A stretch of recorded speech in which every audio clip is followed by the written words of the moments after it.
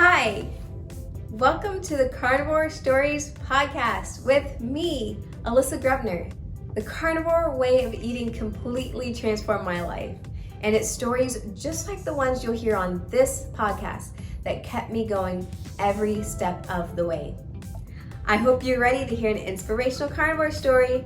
I know I am, but first, let me tell you about the Meat-tastic t-shirts I have for sale on my spring store.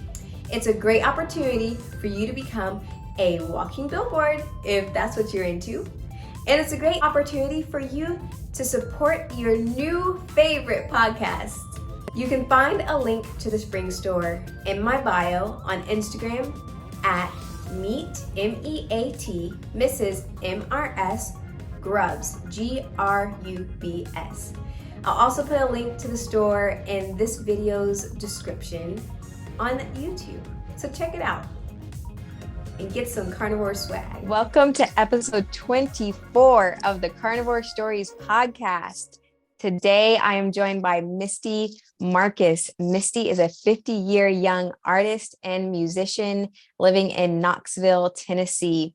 She's the host of the Love Style show on YouTube, where she's sharing her health journey. And you can find her music at blackeyedsoul.com and also on all streaming platforms. And you can connect with Misty on Instagram at Misty Love Style. Thank you so much for joining me today, Misty. Thank you for the opportunity. I appreciate it. I'm super excited to have you on. This morning, I actually got a chance to listen to some of your music, and I am so impressed. So I found it on Spotify, and is it a husband and wife thing? Yeah, it's just the two of us right now. We've done the whole band thing in the past, with all the different members coming and going over about 23 years now. And now we've decided to just be recording artists lately, just he and I, Andrew and myself.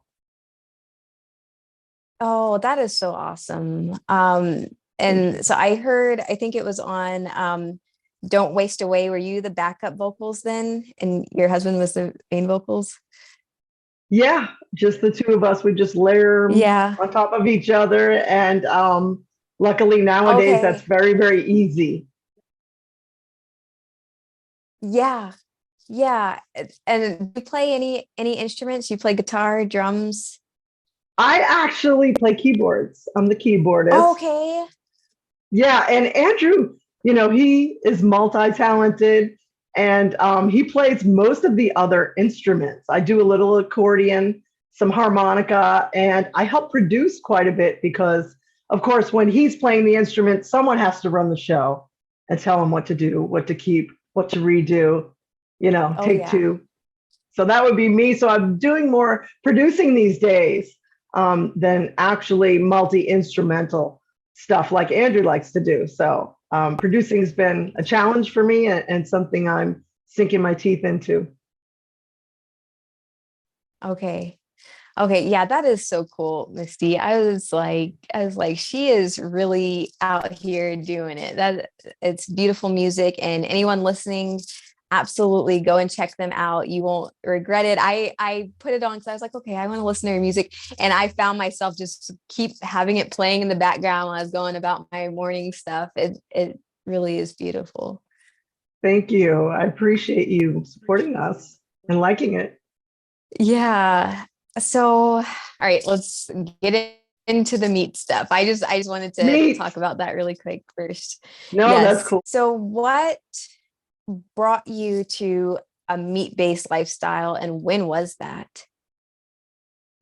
So I'm going on my third year carnivore, mostly because the main reason I wanted to go over to a more strict diet than keto, because I had started my whole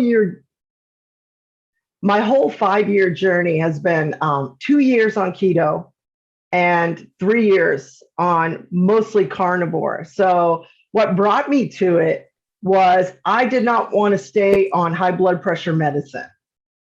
That was my main reason for switching over to carnivore after keto. I had lost some weight on keto. I love keto. And I just want to remind everybody out there who's listening, carnivore is keto. And I talk about that on my channel a lot because I think people think it's two different things. And it's just keto 2.0 or a stricter, more clean version of a low carb diet. And I think a lot of people who haven't heard about it before or just heard about it think it's some other thing. And it's really the same principles as a keto diet where you're healing all of your troubles first before being able to kind of drop that weight if that's your goal. But high blood pressure medicine, I didn't want to be on it anymore. And I started looking at how can I do this without, how can I do this naturally with just the foundation up? Meaning, I feel like a lot of our problems that we have, especially medical problems, health problems, of course, are based first in what we put in our bodies. And I really don't think this is known yet. I think it's more of a modern realization that it starts there as the foundation. What are you putting in your body first? And I'm finally, after 5 years, starting to realize how true this is, especially on carnivore. Yeah. Yeah, absolutely. It's funny because it is a modern realization, like, oh, it actually matters what we put in our mouth, but it's ancient wisdom. It really is, because a long time ago, everybody knew that. Everybody knew, you need to eat good. But yeah, now it's kind of seen as like this on the fringe thing, like, oh, you think you're going to heal yourself by eating different stuff? Like, yeah, heck yeah, I am. It's like we've forgotten, and I think Ken Berry, I love Dr. Berry. What's up, Dr. Berry? I hope you watch this. And Nisha, but I think he was the one who made me realize they will take in animals like farm animals and things like that, or just pets. And they'll ask the pet owner, what have you been feeding him? Especially on farms, I think he said. When there's something wrong with a cow or something, what have you been feeding this cow, for example? And not once, and correct me if I'm wrong, Alyssa, has a doctor ever asked me, not even once, what are you eating? Never. Yeah. Yeah. And because I had the same thing going on with I had really high blood pressure. And when I found out that, oh, I can eat meat and not have an issue with this, I was really angry for a while, because I had seen doctors, and that should have been the first thing. I mean, I would hope in the future, the first thing, if someone has elevated blood pressure, they say, hey, start cutting out the carbs. That's the first thing you should do to try to fix this. But it was years of poorly controlled high blood pressure because medicine was not effective for me. And lo and behold, it was meat. I feel like we have a secret. Like, of course, I want to shout it from the rooftops. And, on Love Style, I talk about all this stuff, and I love what you're doing here. And it's not a secret. It's old wisdom, like you said. And we've forgotten who we are. Not to get too deep, but like we really, really have. And if you look at it, we are animals. We are human animals. We are not so different from animals. And I've been watching, like, this is off the topic, but on the topic, I've been watching a lot of National Geographic shows and nature shows. And I'm trying to get into my nature vibe, which has not been me, I have to be honest, for the last several years. Like, I was never really super into nature, but now I'm trying to get my nature on, and we're doing the hikes. And yesterday we went for a beautiful hike, and I'm really trying to tune in. And when you watch these shows about animals, they inherently know what I think we inherently know, what our body needs. And it makes it easier when you watch animal shows, how simple this actually is and can be, and maybe has been hidden from us. Yeah. Yeah, it is.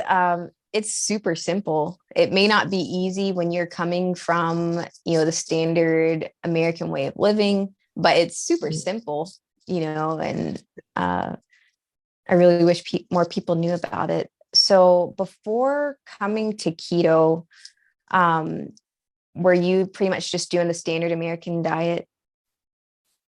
I was, except for I was including a very, very important staple for myself in my diet, which was alcohol. And Okay. I drank for 30 years, and alcohol was part of my diet. And I have not seen a diet yet that tells you to add alcohol, but that's what I was doing. I didn't eat horribly as far as the food went, but including the alcohol as a regimen, as a way to cope nightly, a few times a week, even if I just drank on the weekends for periods of time, it stays in your body. It's toxic. And people don't really want to hear this because, of course, some people might still think they need it. And that's fine. But some of us, like myself, I was an alcoholic. I could not have one drink. Alyssa, I could not have one drink. I never Mhm. have been able to understand the whole concept of one drink, or even, have one drink. It always had to be 4 to 6, or, what's the point? So I don't think I ate that bad. I was on a standard American diet, though. I had bread, I had packaged foods. I did not have the information that I have now, the knowledge that I have now about nutrition. I like to say I'm a health enthusiast or a nutrition enthusiast, because I'm no expert, of course, and I'm learning all of the things to do and not to do. Still make mistakes every single day. But adding alcohol to a diet, even a doctor who doesn't know much about nutrition would tell you that's bad. And we all know it's bad. But Mhm. I know a lot of people get triggered when I talk about alcohol, because I think it's very, very socially acceptable to add alcohol to your diet, but I don't think it's recommended. Yeah. Yeah. I mean, it's just as socially acceptable as, drowning your troubles in sugar also. Yeah, it's So, very so similar. yeah, definitely people can get triggered because it's like nobody wants to hear like that they're doing something wrong or feel like somebody is saying they're doing something wrong. But sharing your story and letting people know like your whole journey with that, I think that is powerful. Like whether somebody wants to hear it or not, maybe they need to hear it. There might be somebody listening that's like, well, I'm carnivore, but I still have my whiskey, I still have my vodka, gin, whatever. And this is fine, but it it it is unhealthy. Like I don't know if you've listened to Nutrition with Judy podcast, Yes. but she was talking about some clients she's had and they're strict carnivore, and she's looking at their labs and you would have thought they're eating like a loaf of bread every day, and she just couldn't figure out what's going on. Come to find out they're having a couple drinks, a couple of glasses Yeah. of wine every night, and it was just that that was keeping their health from improving. It's so crazy because, like, the first thing on a low carb diet, of course, is get rid of sugar. But then alcohol's not even really talked about. It's like a taboo topic. Like you said, no one wants to hear it. So I feel like if you're going to take fermented sugar and make it as a part of your diet in a concentrated couple ounces of a drink, you might as well be eating a cake Mm-hmm. or a piece of cake, or, we don't really understand, I don't think, what it does. I don't think anyone understands what alcohol really does to the rest of our body. We have a clue about what it does to the liver, and that's always talked about, but we don't talk about how it affects our moods all that much. I just feel like it's only if you're in AA or something like that, and which I've never been to AA. I did it on my own through nutrition, but it was a decision that I made. I was very, very adamant about that decision. But I don't think it's talked about much what else it does to the rest of your body. I mean, the toxins stay in your tissue for years. And I just found this out. I have a lot more research to do about the alcohol, but in your tissue and inflammation and things like that, and even brain function, it's crazy. Yeah.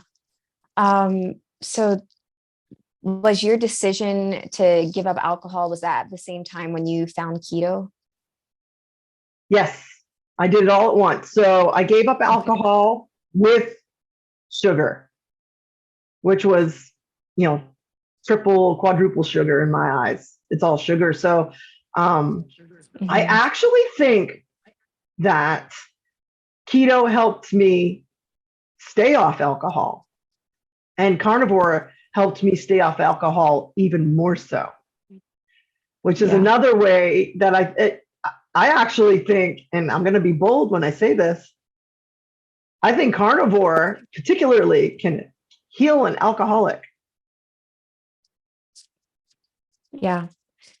Yeah. And I have heard that before, that, people with all types of addictions, that coming to this way of eating, something about it, something going on in the brain, you're not tied down to those things anymore. I know that for me, giving up alcohol, not smoking weed anymore, that wasn't something that I was like, like thinking about, oh, I need to do this and not do that ever again in life. But coming to a low carb way of eating, it was like I didn't think about those things. I didn't want them. I didn't need them in my life, because life became sweet, by itself. I wanted to be right here living this life in this body, and I didn't want to escape from anything. Oh my God, I love what you just said. I got a chill when you said life became sweet. I got a chill when you said that, because I know what you're talking about. It's like you don't want, I don't want to say the sins of your past, but the sins of your past. It's like you become almost reborn, like a new person. To anybody who's listening, you become a new person when you get the toxins out of your body and go keto or go carnivore. And like for me, I don't even do 100% carnivore. And I hope you don't kick me off the show. But of course not. No.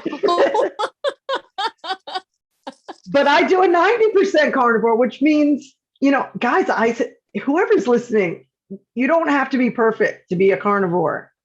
You could use the principles that we talk about, that Alyssa and I are talking about, where you become maybe your old self again. Maybe you've lost your old self, your better self, a better version of yourself, and become aware of all these things. When you start to cut them out, you don't want them anymore, like the alcohol, like you're saying, like you had no desire even for the weed, and I've been there too. Haven't touched either of them for 5 years, because keto helps, and then carnivore helped even more. But you become very, very, I don't want to say enlightened, but on the way for sure. Yeah. Did you have any issues adapting, cutting all of that out and jumping into keto?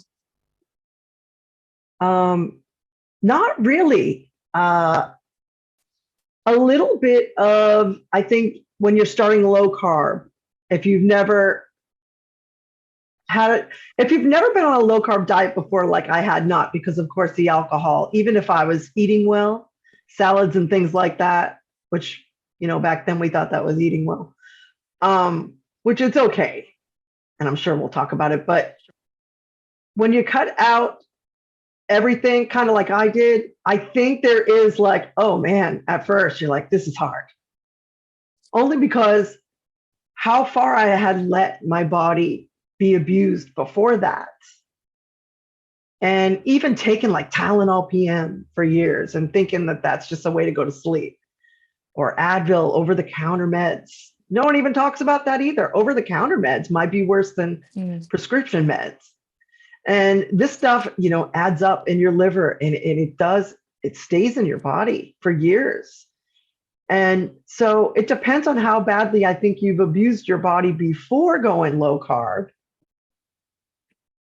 That will determine how hard it is to make that transition. So for myself with the alcohol, it was a little bit hard at first, but I want to say only like maybe a couple weeks, 3 weeks tops. And then I'm like, okay, this is how it's going to be. I got to add more water. I have to make sure I have my pink salt. I have to make sure I move my body. I have to make sure I get 7 hours of sleep at least, or 6.5 or something like that. But I really loved it. I really loved it because I was at that time, I think I was ready. I do think maybe you have to be ready to go in this, because a lot of people, I feel like they go low carb just to lose weight. But I wanted to lose weight. Of course, I had gained like 50 pounds very quickly. And I wanted to lose weight, but I wanted to heal my high blood pressure first and foremost.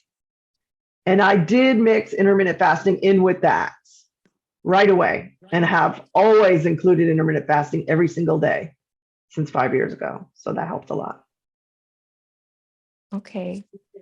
And then did you gradually make the transition into a really meat heavy version of keto, mostly meat? So I did 2 years keto, which was like moderate amounts of meat, but a lot of vegetables. So I followed Dr. Berg, who I still think is great. Check out Dr. Berg if you guys haven't, especially if you're just starting keto. But Dr. Berg he's big on the 7 to 10 cups of greens, of vegetables. So I implemented that with keto. So I was going kind of vegetable heavy during the first 2 years, which were keto. When I still found that I had high blood pressure, it would come and go. It was weird. It was still in my life. It was still a concern. I was like, okay, I have to go more extreme. I started even fasting, doing extended fasts, which is an experiment. I don't mind experimenting on myself at all, especially if it's going to help somebody else. So, and I can be extreme in my views on things. Of course, us carnivores, we're not afraid of extremes. But it was wanting to go even more strict, because I think I was getting carried away with the vegetables. And I also think I was getting carried away on keto with making all the faux desserts. I became food obsessed on keto. I can tell you for a fact, I was food obsessed. I would be working, because I work a 9 to 5, and I would be watching recipe videos. What's up, Keto Connect? They're awesome.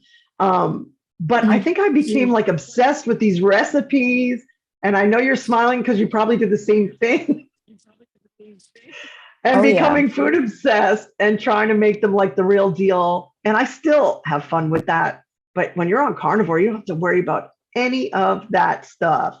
It is just so easy to live, and you don't have to even talk about food. You don't have to worry about food. My husband will say, well, what do you want to have for dinner tonight? It's just like, it doesn't matter. It's going to be meat, and it's going to be butter. Yeah. And it's just going to be a meal. It's like it becomes when you're on carnivore, food becomes very much not important. And I don't mistake me when I say not important. It's the most important thing, because it has the most nutrient density when it is meat. But concentrating on it, worrying about what you're going to have, like those thoughts leave your mind. You have so much time now to do other things, no dishes and stuff. I mean, it's just so freeing. It's just so liberating. I just love it. I just love this way of eating so effing much that it kills me, because I want to take everyone and shake them, and especially people in your family when they don't get it, or your friends. I just want to go, you're doing it wrong. You're doing it wrong. Yeah, Halloween's coming up, and maybe this is why it's been on my mind, but it's like being in a scary movie. Yeah, I feel like I'm in a scary movie, and I'm trying to tell everybody, look, the monster's coming, and you gotta come with me, huh? And you're gonna, and everybody's like, what? No, Like, get out of the house. Yeah. When they don't leave. Oh man, I know what you're talking about. Oh. Yes. Can I ask you something, Alyssa? Yes, absolutely. Have you found it the hardest? First, I want to say the hardest part about being on carnivore is trying not to convince other people, not trying to convince other people, trying not to, like my mom, like my dad, like people in my family who are on 7, 10 medications, and I have to keep it inside. I'm a big mouth by nature. Hopefully, you can tell or whatever. But keeping it to myself is the hardest part about being on the diet. Not even the food. The food's the easy part. The hard part is not convincing other people.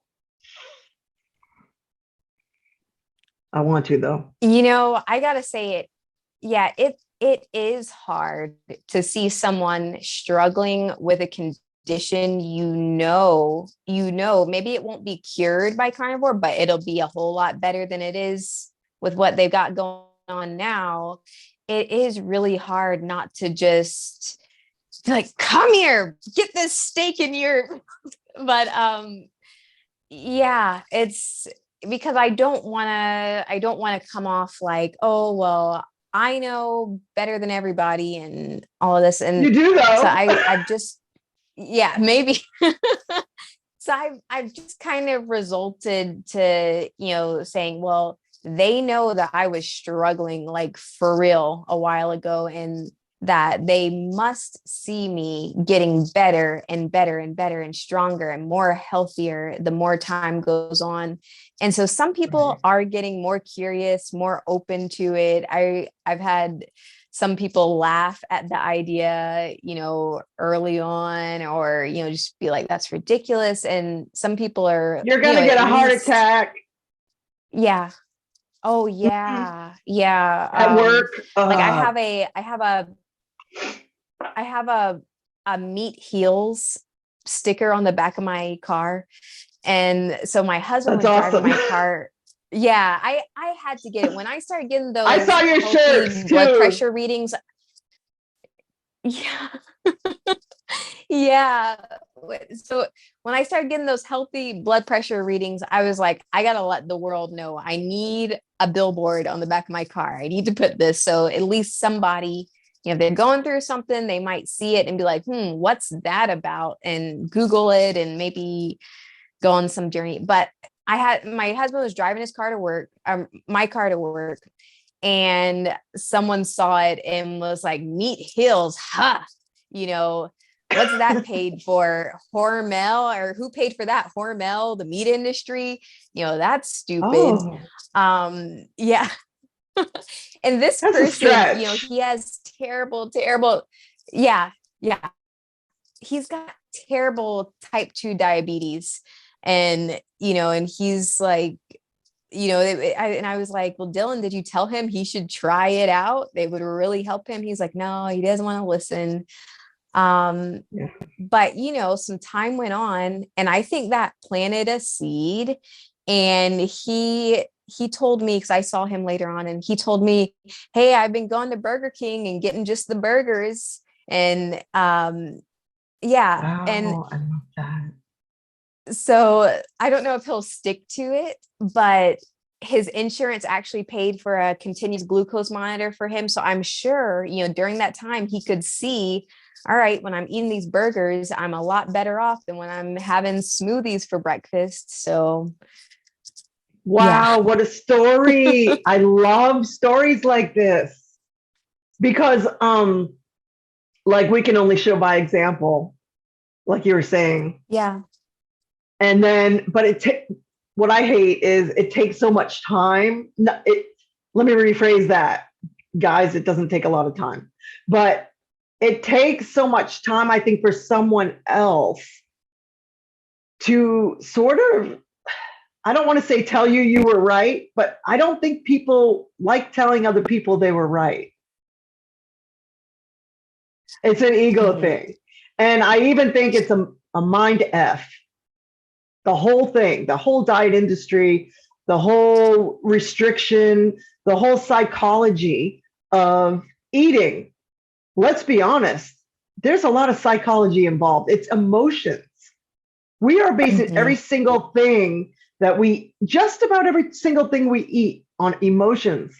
And this guy that you were just talking about with your husband, I think men are a little bit less apt to say, you should do this than women. We can be bossier. I think we're more comfortable as mothers and wives. That's what we do. We know better, right? But men won't do that to each other. If you notice, they're less apt to butt in. We're more apt to insert ourselves as a gender, and maybe this is overstepping my boundaries, but I have noticed this, that we are more bold in our opinions, women. And so especially if it's even if it's a male talking to me, I have friends at work that are males that are great and everything, but like there's been touchy conversations that I have to back out of very, very carefully because I know the psychology and I know what's coming up. Oh, you're going to have a heart attack. You can't eat that much meat, cholesterol and all of the myths that all the confusion we were taught. It's really screwed us up as a society, and coming back from that, it is very, very challenging. Luckily, there's people like you and myself. Go watch Love Style, guys, too, if you haven't. And Ken Berry and Carnivore Yogi has a lot of facts that I wouldn't take the time to find out. I mean, she knows her stuff too. And there's so many, I want to say, carnivore gurus out there. And like Joe Rogan, Jordan Peterson, the smartest guys on the planet right now, already know this. They know carnivore is great. They've talked about it. They have shows about it. And it takes people like that, especially getting to the man thing for a minute, males, they're more factual in nature. We're more opinionated and you got to try this, a woman, But when Jordan Peterson comes out and he's an intellectual, comes out, and Michaela Peterson, his daughter, she's getting huge. She's the biggest carnivore speech for us right now. She's the biggest promoter I think we have. Would you say that's right? Yes. Well, because I feel like she has her podcast, and on that platform, she's not just talking about meat. She's talking about so many very, very important issues. But, anybody who knows her knows that she wouldn't have been able to do any of this if it hadn't been for her carnivore journey and the lion diet. And she is passionate about that. If anybody brings it up, she'll be quick to tell them like, meat's great, actually. Can you believe what she's been through? I mean, I can't say I've even experienced an iota of that trouble she had. And she lived a very, very suffering kind of life. And this is the only thing. She's been on every med there was to try to fix all of her problems. And she is completely, I think, just about cured with just eating meat. Who would have thought? Yeah. We're so lucky. Who would have thunk it? Yeah. I mean, it's amazing. And I remember when I was first experiencing that healing with my blood pressure, it really seemed like a miracle. It seemed like something miraculous. It shouldn't be happening. But the more I learn, the more I'm like, well, it's not a miracle. This is just how things work, and everybody can experience this healing. It's not exclusive to just a few lucky people. It can happen for anybody. And it's not even exclusive to people who are, I don't want to say deathly sick, but it's for all of us. It's actually I call it a shortcut for the weight loss thing. And I know A lot of carnivores don't like to weigh themselves because of the muscle and the density of the bone gets thicker and the blood volume can make the scale funny. You guys don't have to use the scale. And I kind of stay away from the scale, to be honest, but the way your body looks completely changes. I have never seen cellulite disappear so quickly. And I've worked out. I've done the little diets, the diets we've all tried, and they don't last. This is the only thing besides keto that lasts, because I consider carnivore is keto 2.0 anyway. I prefer the shortcut. So I'm going to just do the meat and eggs and a little cheese most of the time. And again, like I was saying, like I have real pizza once in a while. And I have like a real ice cream, hopefully from like a homemade dairy place, not the packaged type, but I don't restrict like some carnivores do. And I still don't know if I'm part of the club because of that, but I'm very honest about it, especially on my channel, 90%. So every 10th time I eat, there might be some Brussels sprouts in there, or I'll have some honey or dark chocolate. And I do drink coffee every day too. Yeah. I feel like it's not like being a vegan that it's like, oh, you had a piece of chicken, you're not vegan anymore, you never were, and we're gonna all cry about it. I mean, because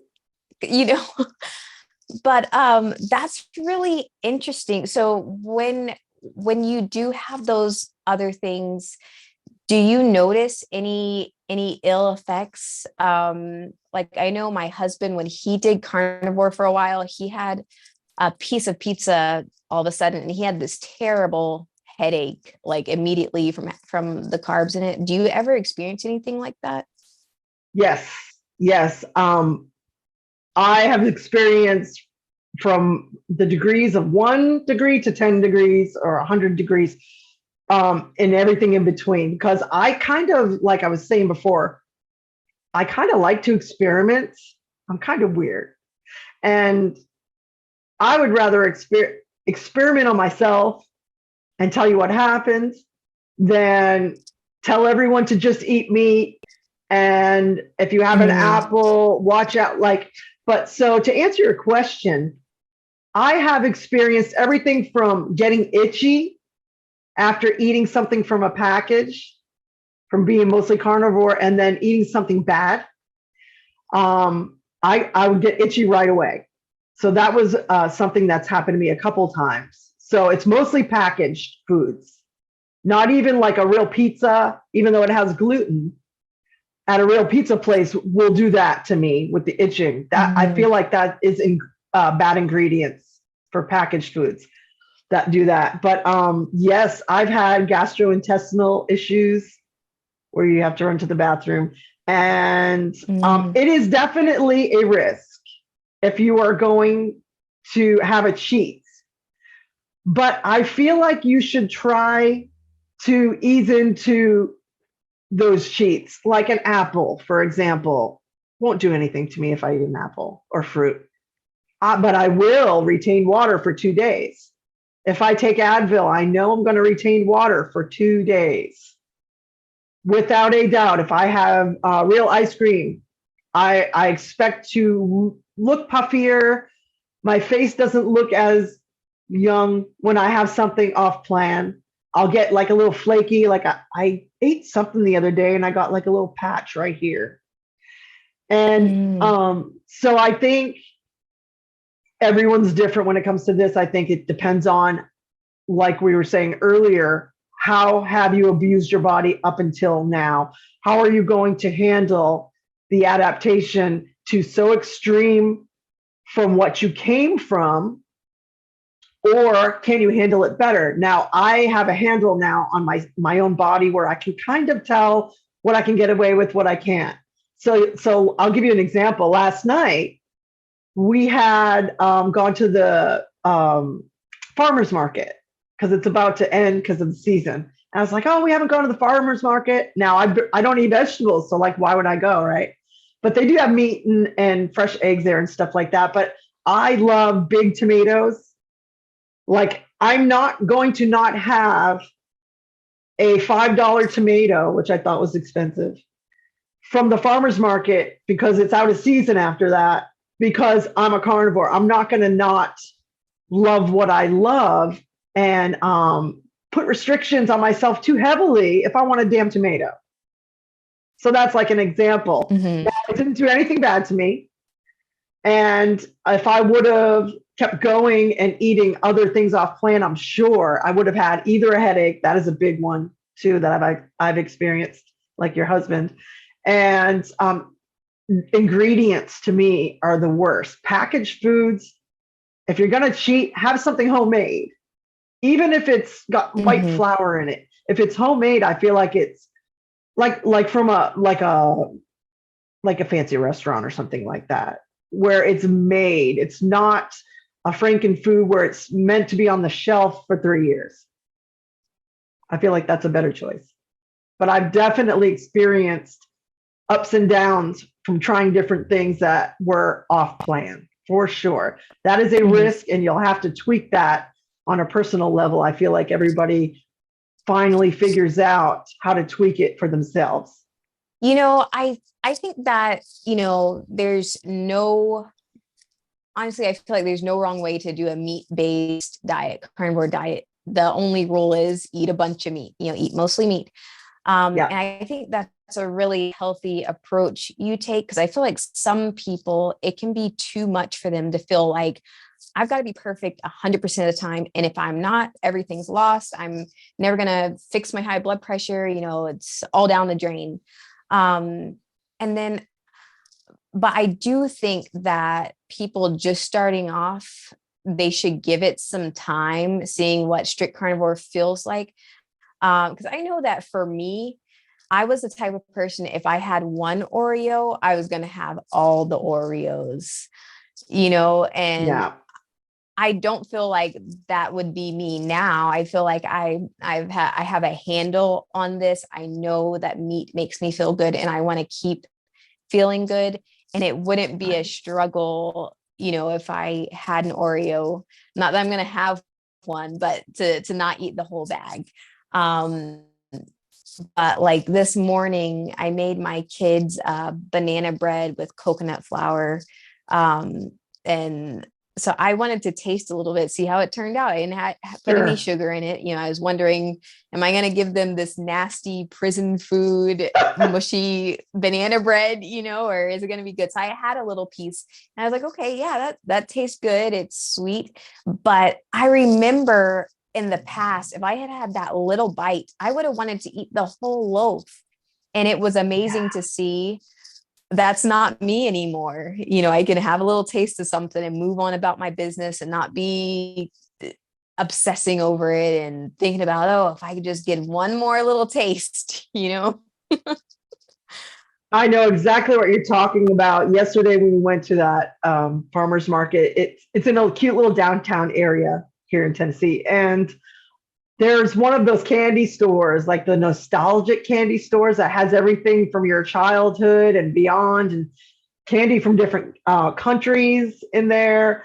And in the past, I would have just been like, oh my God, I am getting this and I'm getting this. And I'm getting, when I was on the standard American diet, because I used to love like Sour Patch Kids. I could eat definitely a whole pack.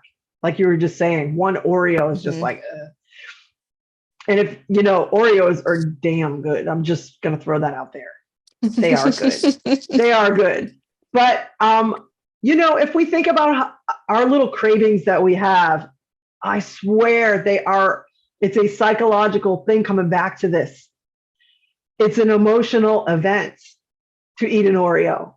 I know for a fact why I like certain candy, certain foods, Doritos, Oreos. I swear it stems from your original time of tasting it when you were a child, and you may have been at a party or a sleepover, or it's summer and you're running around 4th of July with your family, having a great time. I feel like in the back of our mind subconsciously that Oreo brings you back, whether you know it or not, to a time when you were a child. You didn't have to worry about this stuff. When you were maybe really super happy. I swear it's tied to memories. I can't really prove it, but I really feel like almost all of these foods that we have a problem with where we can't just have one, kind of like the drink thing for me, is tied to a memory. It's a psychological Mhm. thing. I really think so. Yeah. Yeah, I would definitely agree. There's something there with that. And a little funny story, I was thinking about that and I was like, well, I want my kids to find comfort in healthy foods. So, when my son, he would get hurt or something, I'd never be like, oh, you're crying. Here, have a cookie or have a Ice piece of candy. cream. But yeah, but recently I have kind of shoved a piece of meat in his face and be like, here, have a little piece of steak. It's Have a okay. piece of bacon. Yeah. Yeah, Yes. that's funny. And that's another thing that Yeah. you bring up an amazing point where, yeah, when you hurt yourself as a kid or even if you did something good, you get rewarded with food, I think. First, it was maybe easily available. I never even thought about that part. That is so Mhm. great. Oh, wow. Um, okay, so what about carnivore comfort food? If you're gonna have a piece of meat that it's a total splurge, what is your favorite thing to have? Total splurge. You're gonna think that I'm gonna say ribeye, but I'm gonna say something that every carnivore listening is gonna hate. Ribeyes are overrated, people. I like a chuck eye. The cheaper steak, it's like a quarter of the price. Oh, okay. It's Yeah, it's so good. yeah, you're right. Probably this is episode 24, and I asked everyone this question, and I would say at least three-quarters of people say ribeye, some type of ribeye. But yeah, that is a first. Chuck eye. Okay, good. Um, I love being the first. yeah. Yeah, yeah. I mean, chuck eye, I love all the cuts. And that is tasty. I remember when I was first starting carnivore and I just needed to have meat on hand and chuck eye was cheaper. And that was really delicious to have, my little chuck eye all to myself. Um, Yeah. and I also yeah, I also like pork ribs as a okay. sort of, and that's what I'm having tonight because I wanted something special because it's the weekend. And so I didn't want to, cheat on my diet. So I was like, let me get something that I particularly don't have that much, but that I think of as decadent, which is pork ribs with all that fat. I love a lot of fat. I know not everyone can handle a ton of Mm, fat, but oh man. And you can do a barbecue sauce with honey. A lot of carnivores eat honey. I'm still experimenting. I'm not sure how I mhm. feel about it. How do you feel about honey? You know, I I feel like It's each person controversial. has to, yeah, yeah. So I feel like it's technically a carnivore food because it's bee vomit, but if someone is trying to be low carb, then Mhm. and get as close to zero carbs as possible, then obviously honey probably wouldn't fit in there. And then I do think some people, like, it depends on the person. Some people Okay. just can't have any because if they have a little, they'll have a whole They lot. want more. Yeah, yeah. So I feel like Yeah. it depends on the person and their background and all of that. But I wouldn't shun someone for having honey. I hate that when I see on social media someone might post a picture of something with some honey or some fruit or something, and Yeah. then you got somebody in the comments trying to make them feel bad about it. And all I can think of, you don't know this person, you don't know their journey, you don't know what stage they're in, you don't know anything about them. So keep your eyes on your own plate, you know? Yeah. I like that. Keep your eyes on your own plate. And that's why you and I, especially, don't push it on Yeah. people. Because if someone would have told me when I was in my Yeah. 30s you're drinking too much, you're going to end up being fat, you're going to end up having high blood pressure if you keep eating those Doritos or the ice cream at night or whatever I was doing. I used to drink Fanta and ginger ale. I had no idea about soda. Gosh, we didn't even talk about that. But if someone would have told me that in my 20s or 30s, I'd be like, listen, worry about your own stuff, you know? Yeah. Yeah. I was like, I remember there was a time I did not drink water. It was all about Mountain Dew and vanilla Coke and pineapple Fanta. And it's wild to think like I wouldn't touch that stuff now. But I mean, that was and I would have thought someone was, I don't know, I would have been like, get off my case, if you're trying to take that stuff away Right. from me. But back then. Yeah, you don't But want to I feel hear like it. everybody has their own, yeah. And I feel like everybody, if it's meant to be, they're gonna like I found my way to carnivore somehow by the grace of God. I have found myself from where I was to where I am now through a series of seeds planted along the way and my willingness to be better and actually live. So I have to look at people and say, okay, if it's meant to be, they'll find their way. They will. And here I am, a little seed, planting a little seed, and I can only hope the best for them. Yeah, that sounded very poetic what you said just there. You might want to re-listen to that. That was beautiful. I love Thank it. you. Yeah. Thank you. Okay, so we talked about your feeling your high blood pressure. And what about some other benefits? Like you had quite a bit of weight loss.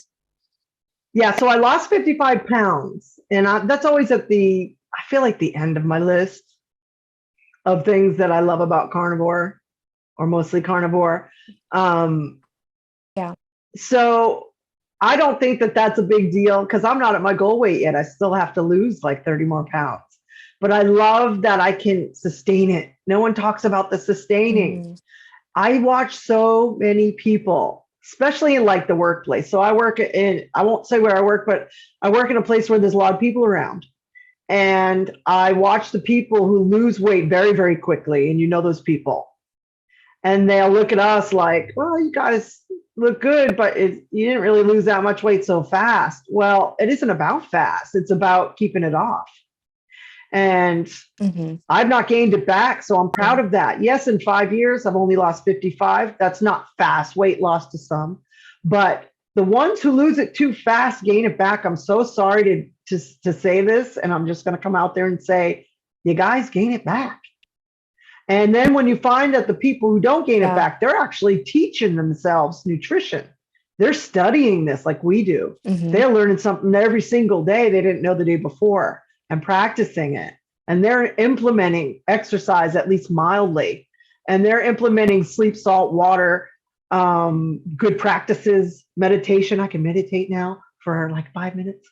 And focus and things like that. But some other things besides weight loss that I think is very important to mention, Alyssa, is I have had an increase in my sex drive, another taboo topic that I don't see mentioned, that, is something that happens to us. And I'm very excited because I'm 50, and like women, and I talk about this on the channel here and there, I pepper it in. And just kind of see if anyone's interested. But like women, like without getting too weird, we're already aloof about the whole thing most of the time anyway. Let's be real. After like 32. So, and I hope I'm wrong about that. But let's just generalize for a minute and say we're aloof about the whole thing in the first place. And we have hormone imbalances that come and go, and children and jobs, and we want to do it all, right? We want to be perfect. And we want to be great wives for our husbands and so on and so forth. We want to do it all, especially a modern woman in today's society. But sex is not first on our list sometimes. It's kind of like, oh, okay. We're not men. So we don't have, as I guess, I don't know my facts with this, but we don't have that drive that men have naturally. So it starts to go away when you get older. And when you start eating more meats and eggs and butter and bacon in your life, maybe a little cheese like I do, because I love cheese and cottage cheese and cream cheese and sour cream, and your sex drive comes back because of that, how damn exciting is this? I mean, doctors don't even know this. I mean, it comes back. Yes, yeah.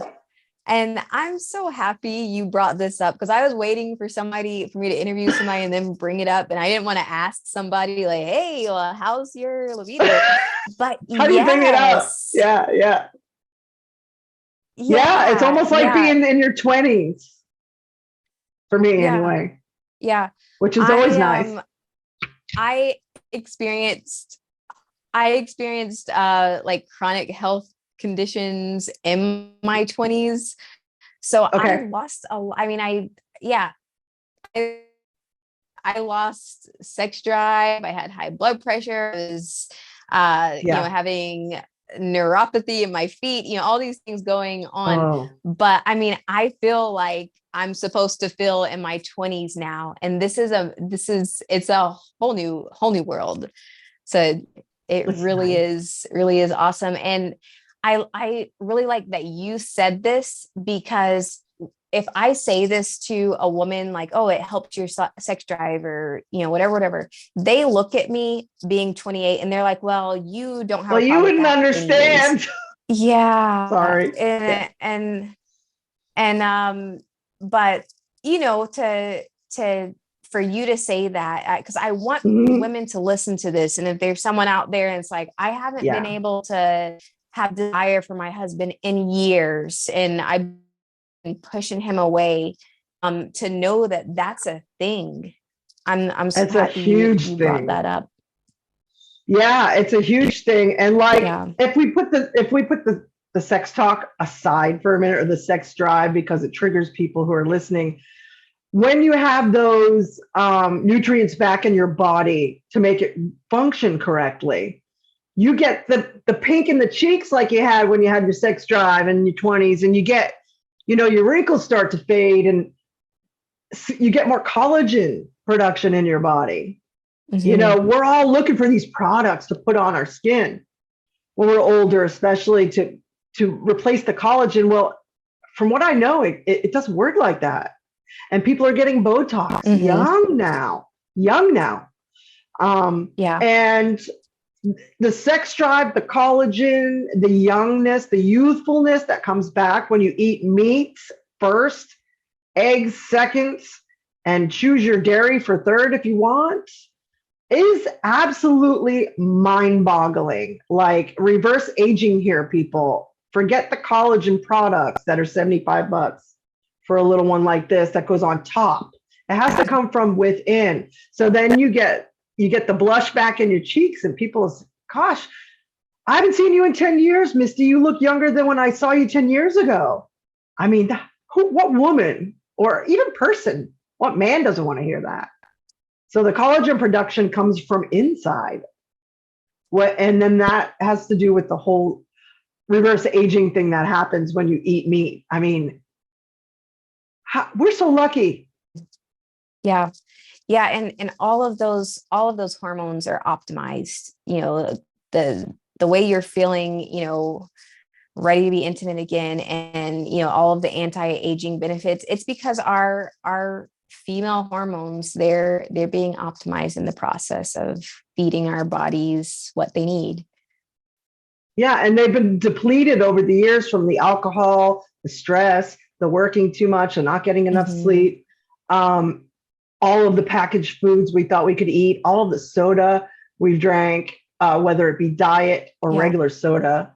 Diet is just as bad as regular soda, in my opinion. That's another controversial topic, but we don't have to go into it. But check out diet soda, because I don't think they know much about it yet. Yeah. You know what, Misty? I feel like we could talk all day. We totally could. We totally could. Yeah. It's been a lot of fun talking today. I'm just about out of time. I've got someone coming over. I've got a client. I got to train them in a little bit. But I have Okay. one more question I wanted to ask you. What Sure. advice would you give to someone just starting out on a health journey like how you did 5 years ago? If you are just starting out on your health journey, first of all, watch Alyssa's show, Carnivore Stories, and watch Ken Berry. Ken Berry is the king. Watch Love Style if you like my style. And I talk a lot about a lot of different things on there. But educate yourself. We have at our fingertips all of the information in today's day and age. They didn't have it back then, our parents. That's why they're all on meds. Today, we as modern children have everything we need at our fingertips, literally on a phone, that can teach us anything we want to know. And even though there's not a lot of information about carnivore yet, there's not as much as I would like. Our personal stories, like on this podcast, are real and we're living it. And I have gained a new perspective on my life. I value every single day that I'm alive now. When I was drinking, I can't say that I valued it that much. If you want to heal from the inside out, which makes much more sense because it will be life lasting, try eating meat first, a good, decent amount of meat every single day. You can include eggs if you want. You can have some vegetables if you want. Stay away from packaged foods. If you like fruit because you want a little sweet taste on the tongue, that's much better than a packaged food, candy, or some crap. So this is very doable. We are living proof that it works. And I can't say enough awesome things about the carnivore diet. Awesome. Awesome. Thank you so much, Misty. It was an absolute joy having you on the show today. You definitely brightened up my Sunday even more. Great. And have a great rest of your day. Enjoy the rest of your weekend. And I really want to have you on the show again because we have more to talk about. We're just out of time. Absolutely. Thank you for the opportunity. I appreciate it. And thanks for listening to our music, Black Eyed Soul. Yeah. And Love Style. That's it for today. Until next time, stay meaty, stay strong, and stay inspired. Do you have a carnivore story to tell?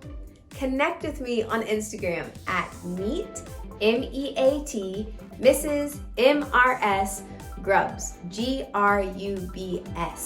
I would love to interview you, and the world needs to hear your story and how meat heals. Thanks so much for watching and all your support. Bye-bye till next time.